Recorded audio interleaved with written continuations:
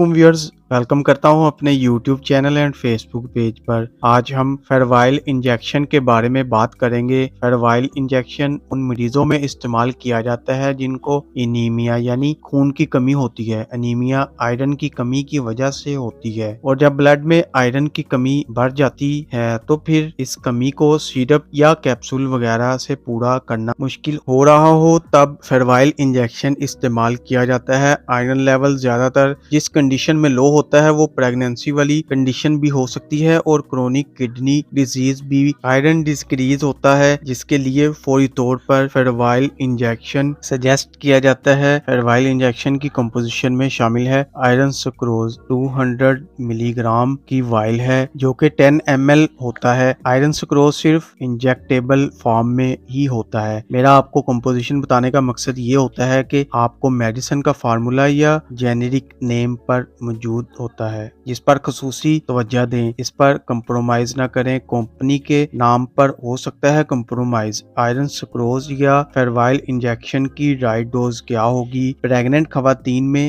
खवातीन को फेरवाइल इंजेक्शन लगाने की जरूरत क्यों पड़ती है? फेरवाइल इंजेक्शन के साइड इफेक्ट्स कौन कौन से आ सकते हैं? ये सब कुछ आज की इस वीडियो में आपको डिटेल में बताऊंगा। क्रोनिक किडनी डिजीज के पेशेंट जो डिपेंडेंट हैं होम्योडायलिसिस